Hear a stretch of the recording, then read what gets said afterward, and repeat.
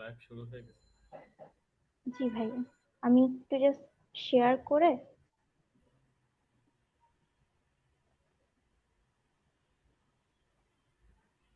আসসালামু আলাইকুম। আশা করি সবাই ভালো আছেন। সকলকে আমন্ত্রণ জানাচ্ছি মনুসেবা অর্গানাইজেশন কর্তৃক আয়োজিত আজকের লাইভ ডিসকাশন সেশনে। আমি তাসনুভা আহমেদ অর্নি, মনুসেবা অর্গানাইজেশনের সাথে যুক্ত আছি সিনিয়র এক্সিকিউটিভ হিসেবে, এবং সেই সাথে আজকে আপনাদের সাথে থাকছি হোস্ট হিসেবে এই লাইভ ডিসকাশন সেশনটিতে।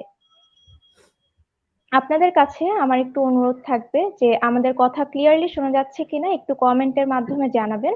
আর সেই সাথে আপনাদের যদি কোনো প্রকার মন্তব্য থাকে অবশ্যই আমাদের সাথে কমেন্টে শেয়ার করবেন। সাথে চাইলে আপনারা পেজেও ইনবক্স করতে পারেন। আচ্ছা, আমরা আজকে যে ডিসকাশন সেশনটি করতে যাচ্ছি তার মূল বিষয়বস্তু হচ্ছে বডি ডিসমরফিক ডিসঅর্ডার। অনেকেই হয়তো এই বিষয়টি নিয়ে জানেন, আবার অনেকেই হয়তো এই বিষয়টি নিয়ে জানেন না। সবকিছু নিয়েই আমরা আসলে আজকে আলোচনা করব এবং সেই সাথে গুরুত্বপূর্ণ কিছু পরামর্শ আমরা জানতে পারবো।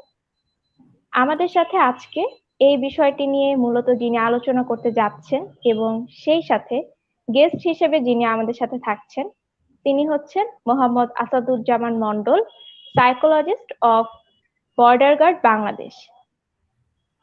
আমি তাহলে আর বেশি সময় নষ্ট না করে আমাদের আজকের যে অতিথি তার কাছে চলে যেতে চাচ্ছি। আসসালামু আলাইকুম ভাইয়া, আশা করি ভালো আছেন। ওয়ালাইকুম আসসালাম। জি, আমি ভালো আছি। আপনি কেমন আছেন? আলহামদুলিল্লাহ ভাইয়া, আমিও ভালো আছি। আপনাকে প্রথমে অসংখ্য ধন্যবাদ আমাদের সাথে আজকে লাইভটিতে জয়েন করার জন্য।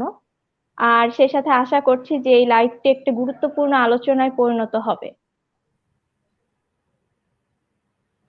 আপনাকে অসংখ্য আহ ধন্যবাদ এবং মনসেবাকেও অসংখ্য ধন্যবাদ আমাকে গেস্ট হিসেবে ইনভাইট করার জন্য এবং এই বিষয়টার উপর কথা বলার সুযোগ করে দেওয়ার জন্য। ধন্যবাদ ভাইয়া। তাহলে হচ্ছে কি আর সময় নষ্ট না করে আমি আমার যে কিছু প্রশ্ন রয়েছে এই টপিকটার ভিত্তিক সেই প্রশ্নগুলো আমি চলে যাচ্ছি প্রশ্নগুলোতে। তো প্রথম প্রশ্ন ভাইয়া আমার যেটা আপনার কাছে সেটা হচ্ছে, এই যে আমাদের আজকের টপিক বডি ডিসমরফিক ডিসঅর্ডার, এটার মনোবিজ্ঞানের ভাষায় এটাকে বিশ্লেষণ করা হয় কিভাবে? এটার মূল ডেফিনিশনটা আসলে কি ভাইয়া? ধন্যবাদ। বডি ডিসমরফিক ডিসঅর্ডার মনোবিজ্ঞানের ভাষায় যদি আমরা সহজভাবে বলি যে এখানে এর নামের মধ্যে সবকিছু আছে, যে বডি দেন ডিসমরফিক মানে তার বডি মানে শরীরের একটা পার্ট বা অঙ্গ প্রত্যঙ্গ নিয়ে তার মধ্যে এক ধরনের চিন্তা চেতনা কাজ করে। সে মনে করে যে তার বডির হয়তো নাকটা হয়তো দেখতে সুন্দর না, অথবা সে মনে করতে পারে তার ভুরুটা দেখতে সুন্দর না। তার মানে তার বডির যে কোনো একটা পার্ট নিয়ে তার কাছে মনে হবে যে এই পার্টটা হচ্ছে ডিসমরফিক, মানে হচ্ছে এই পার্টটা স্বাভাবিক না, এটা কোনো ত্রুটি আছে বা এটা দেখতে সুন্দর বা অসুন্দর এই রিলেটেড বিষয়টাকে একটা মানুষের মধ্যে নিয়ে আসা হয়। তো যখন এই বডি রিলেটেড যে কোনো চিন্তা ভাবনা আর একটা পার্টের চিহ্ন যখন একজন মানুষের মধ্যে অত্যাধিক পরিমাণে চলে আসে তখন এটা ডিসঅর্ডার পর্যায়ে পড়ে যায়।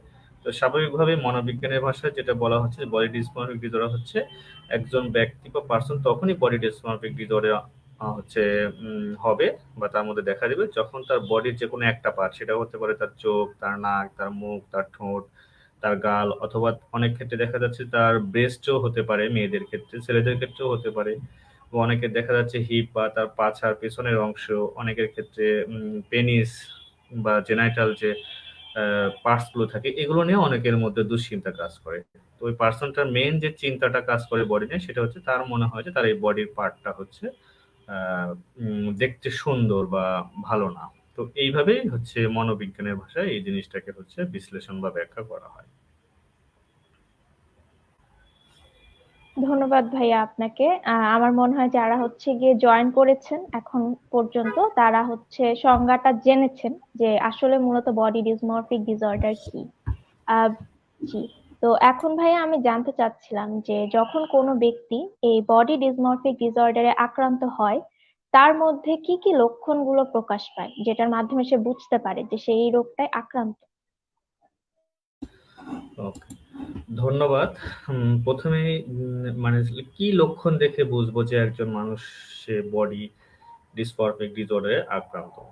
তো প্রথমেই যেটা আমরা সর্বপ্রথম যেটা সিমটম থাকে যে সে অনেক বেশি চিন্তা করে তার শরীরের একটা অঙ্গ বা একটা পার্টস নিয়ে সে অনেক বেশি দুশ্চিন্তা করে। বা সে মনে করে যে তার ওই পার্টটা বা শরীরের ওই অঙ্গ বা প্রত্যঙ্গটার একটা ত্রুটি আছে। এবং সে বিশ্বাস করে যে তার এই পার্টটার কারণে তাকে দেখতে অসুন্দর বা কুৎসিত লাগতেছে এবং এটা তার চেহারাটাকে হচ্ছে বিকৃত করে তোলে। অথবা তার মধ্যে একটা এরকম নেতিবাচক মনোভাব উম প্রকাশ পায় তার চেহারা সম্পর্কে যে আমাকে সবাই উপহাস করবে এই এই পাঠটার কারণে এবং আমাকে সবাই অপছন্দ করবে বা আমি দেখতে কুৎসিত এটা সে বিশ্বাস করে। এবং ওই ব্যক্তিটা কি করে তার এই চিন্তাগুলোকে বা ত্রুটিগুলোকে সংশোধন করার জন্য দেখা যাচ্ছে বিভিন্ন ধরনের পদ্ধতি সে বা বিহেভিয়ার গুলো করে। যেমন দেখা যাচ্ছে সে নিজের ওই ত্রুটিগুলো কারণ করার জন্য অনেক বেশি ঘন মেকআপ করে, অথবা দেখা যাচ্ছে আয়নায় বারবার পরীক্ষা করে, বা অনেকে দেখা যাচ্ছে প্লাস্টিক সার্জারি করে। এই ধরনের লক্ষণগুলো তাদের মধ্যে দেখা যাচ্ছে যে বেশি দেখা যায়। এবং ক্রমাগত সে তার নিজের চেহারাটাকে বা নিজের বডি পার্টসকে আরেকজনের বডি পার্টসের সাথে সে তুলনা করবে। অথবা সে দেখা যাচ্ছে যে তার ওই বডি পার্টসটা না দেখানোর জন্য সে দেখা যাচ্ছে ভারী মেকআপ করবে, অথবা দেখা যাচ্ছে বড় একটা ঢিলেঢালা পোশাক পরবে, অথবা রুমাল বা কাপড় দিয়ে সে ঢেকে রাখবে, বা চশমা পরা হতে পারে, অথবা সে কন্টাক্ট লেন্স পরতে পারে। আবার দেখা যাচ্ছে যে নাক অপছন্দ, সে নাক দেখা যাচ্ছে যে ধরে রাখতে পারে। এই বিষয়গুলো হচ্ছে আহ করতে থাকে, মানে তার ওই পার্টটাকে হচ্ছে লুকিয়ে রাখার বা ঢেকে রাখার চেষ্টা করে। এবং অন্যের কাছ থেকে সে বারবার হচ্ছে একটা মানে রিঅ্যাসুরেন্স চায়। সেটা হচ্ছে যে আহ, আমি কি দেখতে সুন্দর বা আমার এই পার্টটাকে ঠিক আছে, এরকম ভাবে তার মধ্যে এই লক্ষণগুলো দেখা যায়। যদি এগুলো থাকে তাহলে বুঝতে হবে যে তার মধ্যে হচ্ছে বডি পার্টস এর যে বিষয়টা, মানে বডি ডিসমোরিটি, সেটা হচ্ছে তার মধ্যে অলরেডি তৈরি হয়ে গেছে।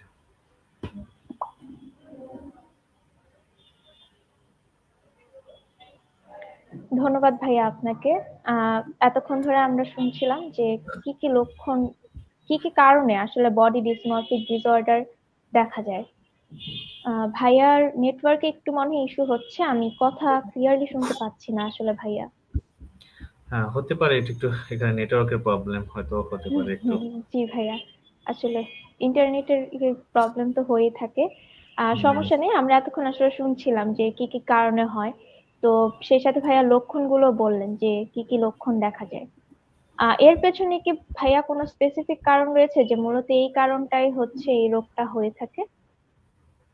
আসলে স্পেসিফিক ভাবে এরকম কোনো নির্দিষ্ট কোনো কারণ নেই যেটা এই কারণেই হচ্ছে যে বডি ডিসমরফিক ডিসঅর্ডার হবে, এটা আইডেন্টিফাই করা খুবই কঠিন। তবে কিছু রিস্ক ফ্যাক্টর থাকে, যে রিস্ক ফ্যাক্টর গুলো একজন মানুষের মধ্যে দেখা যাচ্ছে যে বডি ডিসমরফিক ডিসঅর্ডারটা হচ্ছে তৈরি হতে সাহায্য করে, বা তার জন্য ওটা রিস্ক হয়ে থাকে। তার মধ্যে প্রথম যে ফ্যাক্টর সেটা হচ্ছে যে উম, তার জেনেটিক ফ্যাক্টর, অর্থাৎ তার জেনেটিক্স বা ক্রোমোজোমের মধ্যে যদি কোনো সমস্যা থেকে থাকে তাহলে সেক্ষেত্রে হতে পারে। সেকেন্ড যেটা হচ্ছে যে তার বংশগত, অর্থাৎ আমার বংশের প্রিভিয়াস কোনো ফ্যামিলি মেম্বারদের মধ্যে এই সমস্যাটা ছিল, যার ফলে আমার মধ্যে এই সমস্যাটা দেখা দিতে পারে। আর ৩ নাম্বার যে কারণ সেটা হচ্ছে যে নিউরোলজিক্যাল কারণ, যেটা আমাদের যে হরমোন থাকে বা নিউরন থাকে বা নিউরোট্রান্সমিটার থাকে, সেগুলো যদি কোনো কারণে দেখা যাচ্ছে ইমব্যালেন্স হয়ে যায় তাহলে সেক্ষেত্রেও বডি ডিসমরফিক ডিসঅর্ডারটা হতে পারে। আর একটা কারণ হচ্ছে সাইকোলজিক্যাল কারণ। সাইকোলজিক্যাল কারণের মধ্যে অনেকগুলো বিষয় থাকে, তার মধ্যে ফার্স্টে যেটা থাকে সেটা হচ্ছে যে তার negative life experience. Negative life এক্সপিরিয়েন্সটা কেমন? যেগুলো ছোট বাচ্চা একজন মানুষকে তার চেহারা নিয়ে, তার ফেস নিয়ে, তার বডি নিয়ে বিভিন্ন ধরনের নেগেটিভ হচ্ছে কমেন্ট করা হয়েছে। অথবা দেখা যাচ্ছে সে স্কুলে বা সোশ্যাল সেটিংসে সে বিভিন্নভাবে বুলিং এর শিকার হয়েছে। তুমি দেখতে ভালো না, তোমার চোখটা কেন এরকম, তোমার শরীরের এই পার্টটা কেন এরকম, এভাবে বুলিং এর শিকার হয়েছে। অথবা দেখা যাচ্ছে যে অ্যাবিউজ এর শিকার হয়েছে। তো এরকম যখন থাকে তার মধ্যে হতে পারে।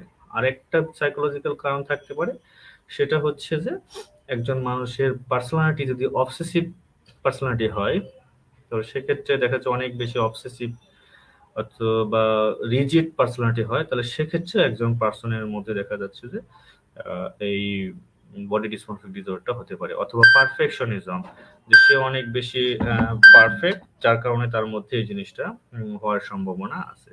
তো এরকম যদি বিষয়গুলো থাকে তাহলে দেখা যাচ্ছে যে একজন পার্সনের মধ্যে বডি ডিসমরফিক ডিসঅর্ডার হতে পারে।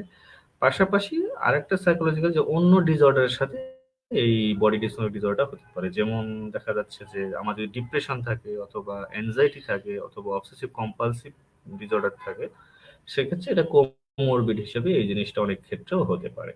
তো মোটামুটি এরকম ওভারঅল কারণে একজন মানুষের মধ্যে হচ্ছে বডি ডিসমরফিক ডিসঅর্ডারটা হচ্ছে হওয়ার কারণগুলো সম্ভাব্য থাকে।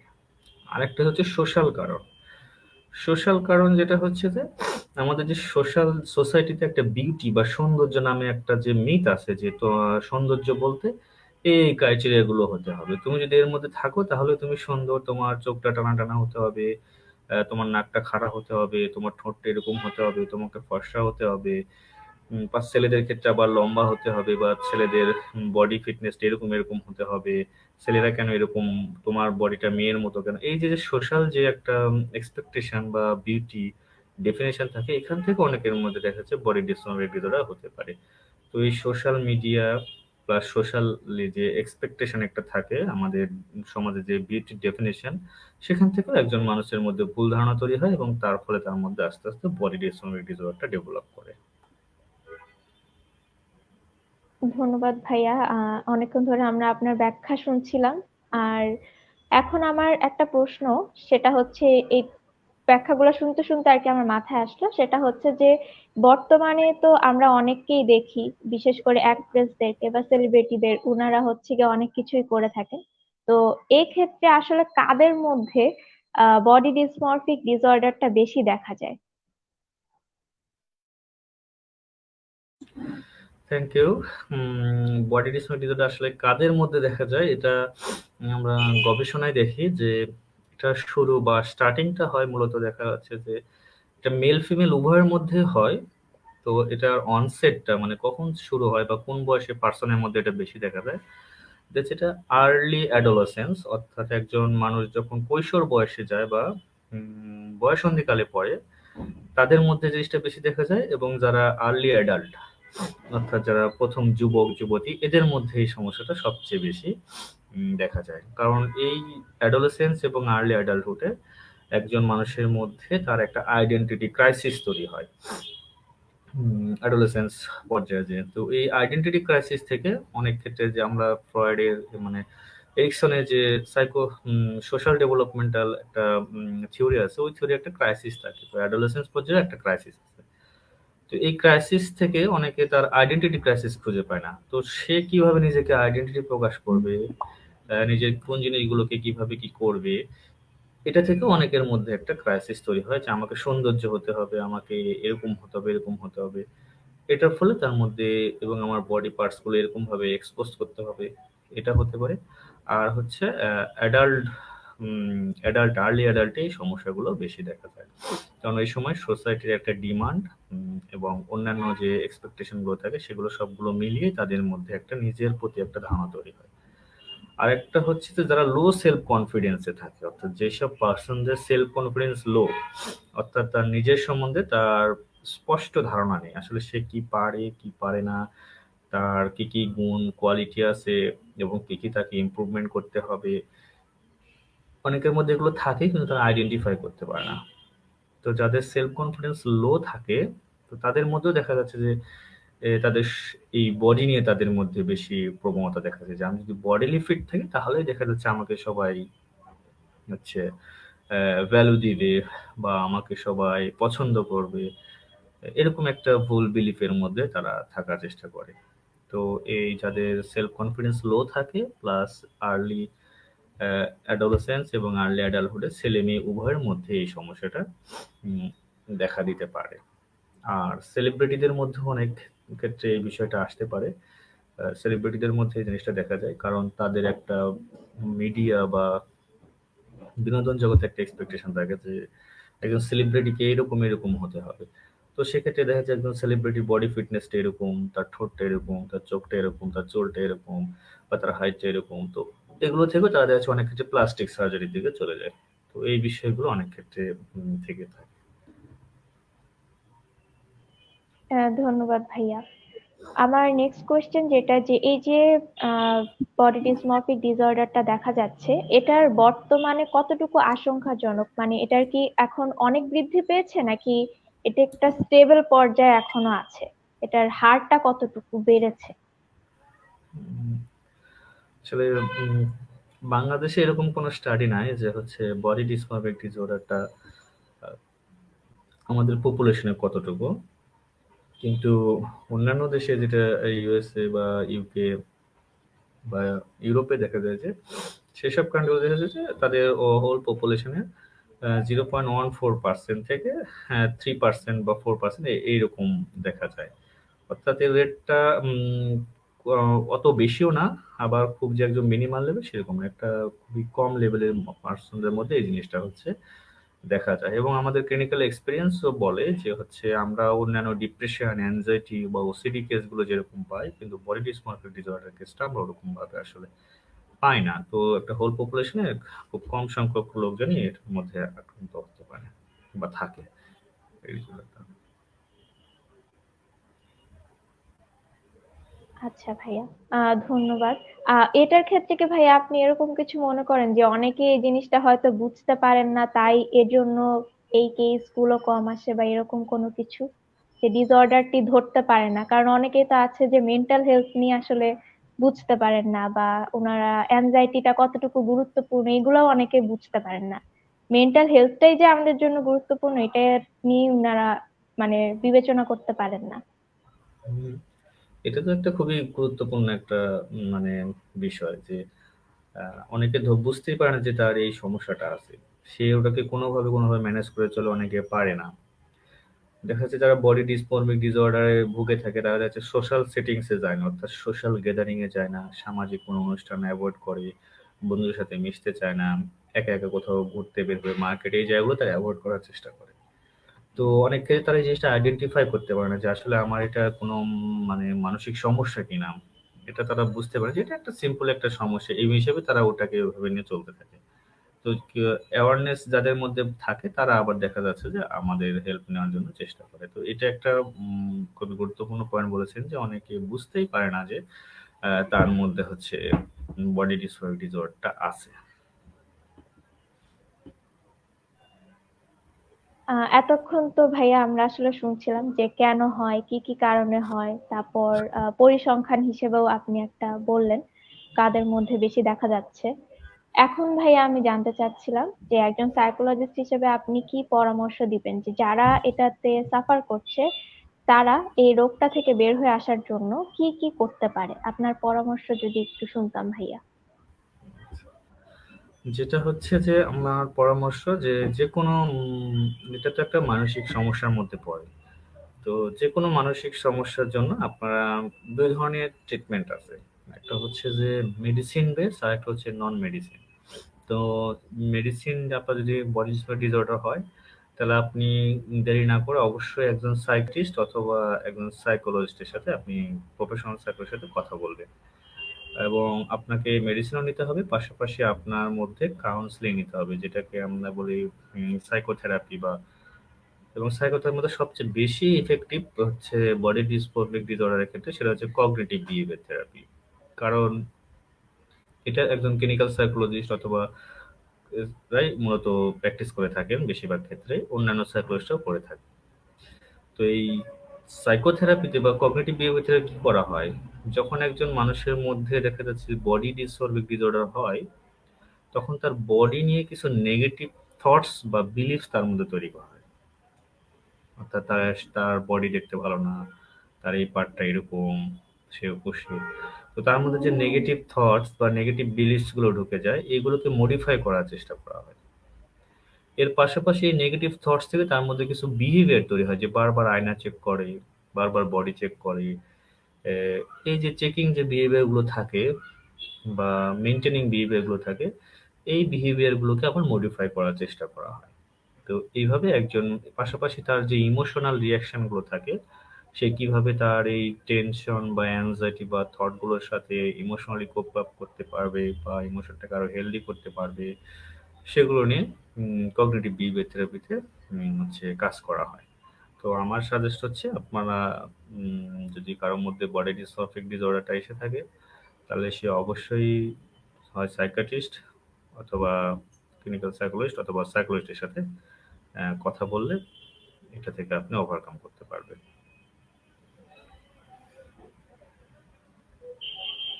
ধন্যবাদ ভাইয়া।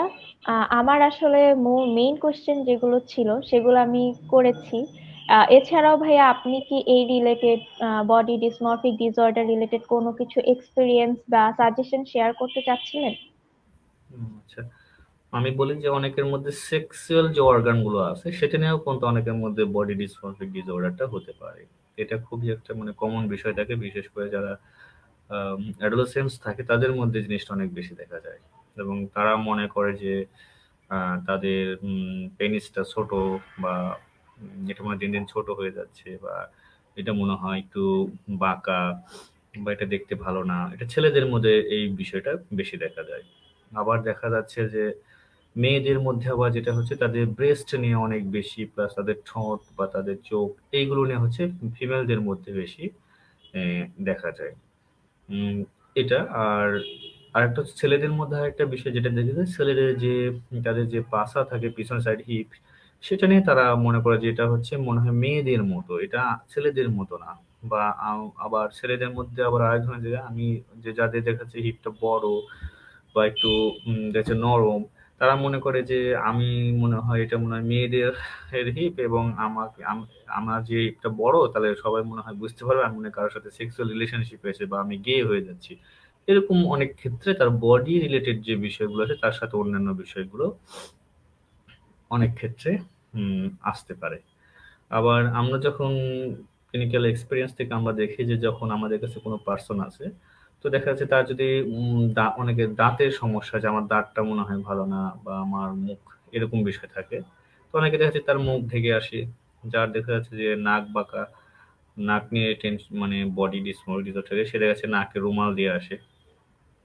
এবং এরকম অদ্ভুত অদ্ভুত তারা বিভিন্ন ধরনের লক্ষণগুলো নিয়ে আমাদের কাছে আসে, এবং তারা ট্রিটমেন্ট নেওয়ার পরে আবার দেখা যাচ্ছে এখান থেকে তারা আবার ওভারকাম হয়ে যায়। আর একটা বিষয় দেখা যায় যে তাদের চলনে বলনে, যেটাকে আমরা বলি চলাফেরার মধ্যে এই জিনিসটা অনেক ক্ষেত্রে প্রকাশ পায়। যেমন দেখা যাচ্ছে তাদের একজন যদি মনে করে যে তার আর এখানে একটা তিল আছে বা একটা কাটা দাগ আছে, বা কাটা দাগ নাই, কিন্তু তার কাছে মনে হয় যে এখানে একটা দাগের মতো কিছু আছে। এটা যখন সে দেখে তখন সে কি করে, তার ওই জিনিসটা হচ্ছে মেকআপ করার জন্য, মানে ওটাকে না প্রকাশ, সে ভারী একটা মেকআপ করবে। মেকআপ করে সে সোশ্যাল সিচুয়েশনে যাবে। অথবা দেখা যাচ্ছে তার কানে হয়তো তার কাছে মনে হচ্ছে যে কানে কোনো, কানটা মনে হয় একটু ছোট বড় এরকম বাঁকা। সে কি করবে, হয় কানটা টুপি দিয়ে ঢেকে রাখবে, অথবা মাফলার দিয়ে ঢেকে রাখবে, অথবা সে স্কার্ফ পরে থাকবে। এরকম বিষয়গুলো নিয়ে সে থাকার চেষ্টা করবে।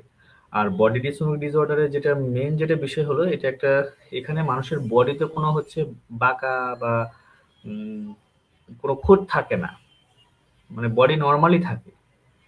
কিন্তু ওই পার্সনটা মনে করে যে আমার বডিতে মনে হয় সমস্যা আছে, বা তার নাকটা স্বাভাবিক, তার নাকে কোনো সমস্যা নাই, কিন্তু তার কাছে মনে হয় যে আমার নাকটা মনে হয় বাঁকা। তার গাল ঠিক আছে, কিন্তু তার কাছে মনে হবে যে আমার গালটা হচ্ছে আহ, দেখতে ভালো না, বা গালে একটা কালো দাগ পড়ে আছে, বা গালটা একটু কেমন। মানে তার বডি পার্টস এর কোনো সমস্যাই থাকবে না, কিন্তু তারপরেও তার মনে হবে যে আমার এই বডি পার্টস এ হচ্ছে সমস্যাটা আছে। তো এরকম বিষয়গুলো তাদের মধ্যে অনেক বেশি হচ্ছে দেখা যায়। ধন্যবাদ ভাইয়া আপনার আরো বিস্তারিত কিছু তথ্যের জন্য। এখন ইনবক্সে কয়েকটা কোশ্চেন এসেছে, তো আমি তার মধ্যে একটা একটু পড়ছি এখন।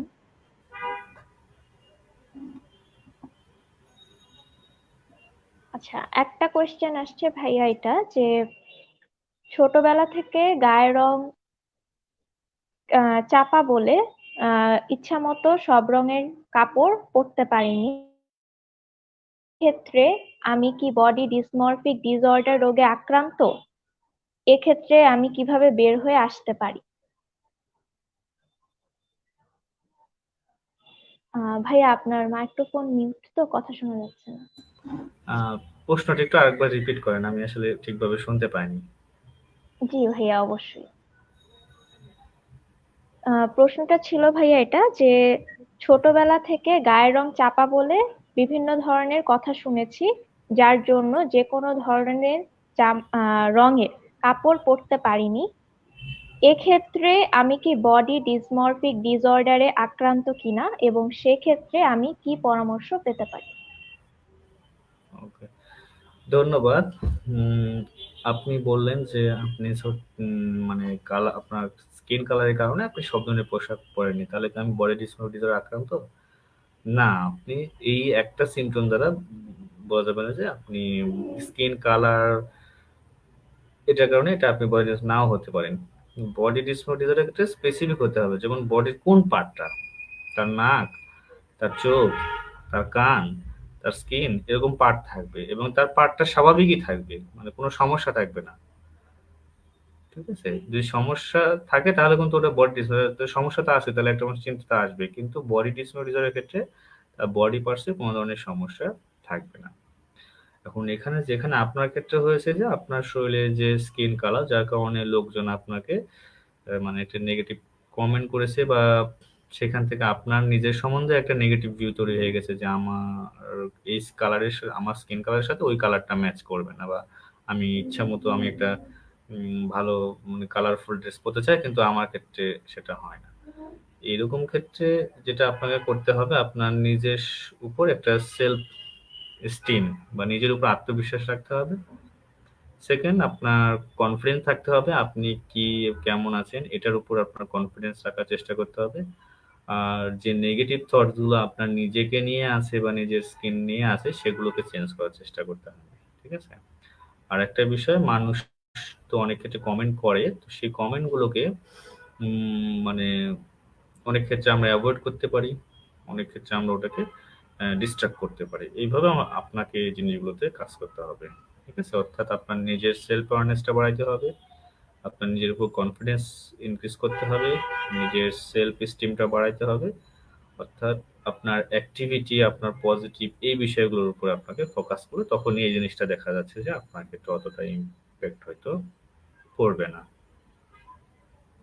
এবং সোসাইটির যে একটা ডেফিনেশন অফ বিউটি আছে, যে মিথ আছে, এটা থেকে আপনাকে বের হয়ে আসার চেষ্টা করতে হবে। ধন্যবাদ ভাইয়া আপনাকে। আমার মনে হয় যিনি প্রশ্নটি করেছিলেন তিনি আহ যথাযথ উত্তর পেয়েছেন এবং ইনফরমেশনও পেয়েছেন তার প্রশ্নের ব্যাপারে। আচ্ছা, আহ আরেকজন প্রশ্ন করেছেন, ওনার প্রশ্নটা অনেকটা কাছাকাছি। ওনার প্রশ্নটা ছিল এরকম, প্রশ্নটা হচ্ছে এরকম যে আমার বাচ্চাকে নিয়ে অনেকেই বলে যে সে শারীরিকভাবে সুস্থ না, কেন সে অন্য বাচ্চাদের মতো অনেক বেশি পরিমাণে স্বাস্থ্যবান নয়। এ ব্যাপারে প্রায়ই খুবই চিন্তিত থাকি। এক্ষেত্রে আমি কি করতে পারি? ভাইয়া, আমি কি কোশ্চেনটা আবার করব? হ্যাঁ, একটু কোশ্চেনটা একটু আবার রিপিট করে। আচ্ছা, উনি প্রশ্নটা করেছেন এটা যে আমার বাচ্চাকে নিয়ে অনেকেই মন্তব্য করেন যে আমার বাচ্চা অন্য বাচ্চাদের মতো স্বাভাবিক নয় শারীরিক দিক থেকে, সে স্বাস্থ্যবান নয়, পুষ্টির অভাব রয়েছে মূলত। উনি হয়তো এটাই বোঝাতে চাচ্ছেন যে অনেকেই কমেন্ট করে থাকেন যে উনার বাচ্চা স্বাস্থ্যবান নয়। তো এক্ষেত্রে উনি প্রায়ই হতাশায় আহ থাকেন। উনি কি করতে পারেন? উনার প্রশ্নটা এরকম। থ্যাংক ইউ, অসংখ্য ধন্যবাদ। বিষয়টা হলো যে আপনার যে বাচ্চার যে বডি স্ট্রাকচার বা যে বিষয়টা আছেন, এটা আসলে এটা সাইকোলজির দিকে আসবে কিনা সন্দেহ আছে, যে তার খাবারের সাথে রিলেটেড। আর একটা হচ্ছে তার বডি ম্যাক্স ইন্ডেক্স দেখতে হবে। কারণ তার যদি বডি বিএমআই যেটাকে আমরা বলি, বডি ম্যাক্স ইন্ডেক্স, বিএমআই, অর্থাৎ একটা বাচ্চা হাইটের সাথে তার ওজন বা তার বডি স্ট্রাকচারটা ঠিক আছে কিনা, তো এটা পরিমাপ করে দেখতে হবে যে আপনার বাচ্চার বডি স্ট্রাকচার ঠিক আছে কিনা। যদি থাকে তাহলে সে স্বাভাবিক, সে চিকন হতেও পারে, মোটাও হতে পারে, তার যদি এই দুটো জিনিস ঠিক থাকে। তো আপনি প্রথমে আপনার বাচ্চার বিএমআই, হাইট এবং তার ওয়েট, এই দুইটা পরিমাপ করে দেখেন যে তার ওটা, সে কি নর্মাল রেঞ্জের মধ্যে আছে যদি থাকে তাহলে তো আপনার ক্ষেত্রে যে চিন্তাগুলো কাজ করতেছে যে কি হবে না হবে সেগুলো থেকে আপনি হচ্ছে উম, মুক্ত হয়ে গেলেন। আর একটা হচ্ছে যে সে রিয়েলি আসলে তার বডিটা অন্যান্য বাচ্চার থেকে কম, তাহলে কতটুকু কম আছে এটা দেখার পরে আপনাকে ওইভাবে ম্যানেজমেন্ট করতে হবে, এবং আপনি একজন চাইলে নিউট্রিশিয়ানের সাথে দেখা করে আপনার বাচ্চার ফুডের যে বিষয়গুলো আছে সেগুলো নিয়ে কথা বলতে পারেন। তো এটা আমার পক্ষে সাজেশন। ধন্যবাদ ভাইয়া। আর কোনো কোয়েশ্চেন আপাতত নেই। আহ আমার প্রশ্নগুলো আসলে সব শেষ ভাইয়া। লাস্ট আপনি যদি কোনো কিছু বলতে চান তাহলে আমরা সেটা শুনে একটা শেষ করে দিতে পারি। ওকে, থ্যাংক ইউ। তো আমরা আজকে যে বিষয়টার উপর আলোচনা করতেছি সেটা হচ্ছে বডি ডিসমরফিক ডিসঅর্ডার। এটা আমাদের বিশেষ করে যারা ইয়াং জেনারেশন এবং মধ্যে এই জিনিসটা বেশি দেখা যাচ্ছে। আর এটার সাইকোলজিক্যাল অনেক কারণে হয়, আবার পারিপার্শ্বিক পরিস্থিতির কারণে হয়। তা আমাদের যে অনেকে যে নেগেটিভ যে কমেন্ট, আমরা যে অন্যদের যে বুলিং করি, অন্যদের বডি ল্যাঙ্গুয়েজ নিয়ে যে আমরা যে আহ, কথা বলি বা নেগেটিভ চর্চা করি, বা স্কুলে বাচ্চাদের যে বুলিং এর শিকার হয়, তো এইসব বিষয়গুলো সম্বন্ধে যদি আমরা অ্যাওয়ার হই এবং আমরা যদি সচেতন হই তাহলে দেখা যাচ্ছে যে বডি ডিসফর্মিক ডিসঅর্ডার থেকে অনেক ক্ষেত্রে হচ্ছে ওভারকাম করাটা সম্ভব হবে। অর্থাৎ আমাদের সবাইকে এখানে সচেতন হতে হবে। তো সচেতনতার মাধ্যমে আমরা এই জিনিসগুলো থেকে ওভারকাম করে আসতে পারি। আর বিশেষ করে যারা প্যারেন্টস আছেন তারা তাদের বাচ্চাদের যে এখন তো নতুন নতুন সব ট্রেন্ড আসতেছে বাচ্চাদের মধ্যে, এবং নতুন একটু টেকনোলজি যুগ, তাছাড়া আমরা আধুনিক যুগের দিকে আগাচ্ছি। তো এখানে বিভিন্ন বিষয়গুলো আসতে পারে। তো প্যারেন্টসদের ক্ষেত্রে যেটা আমার বলা যে তারা আপনার বাচ্চা সম্বন্ধে সচেতন থাকবেন এবং বাচ্চাদের সাথে একটা হেলদি রিলেশনশিপ এস্টাবলিশ করার চেষ্টা করবেন। তারা যেন যে কোনো প্রবলেম আপনাদের সাথে খোলাখুলিভাবে কথা বলতে পারে, সেরকম একটা এনভায়রনমেন্ট তৈরি করা। তাহলে দেখা যাচ্ছে যে যারা এই এই বয়সটাতে যারা মেন্টাল হেলথ যে প্রবলেম গুলো আছে সেগুলোতে যারা ভুগে থাকে সেখান থেকে তাদের জন্য ওভারকাম করা খুবই সহজ হয়ে যাবে। আমার পক্ষে এতটুকু বলাই। আর মেন্টাল হেলথের জন্য অবশ্যই আপনারা সায়েন্টিফিক ট্রিটমেন্টের মধ্যে আসবেন, যেমন যেটাকে আমরা বলি মেডিসিন এবং কাউন্সিলিং বা সাইকোথেরাপি, এর মধ্যে আসবেন। বাকিগুলোকে আপনারা অ্যাভয়েড করার চেষ্টা করবেন। তো এটাই আমার পক্ষে বলা ছিল।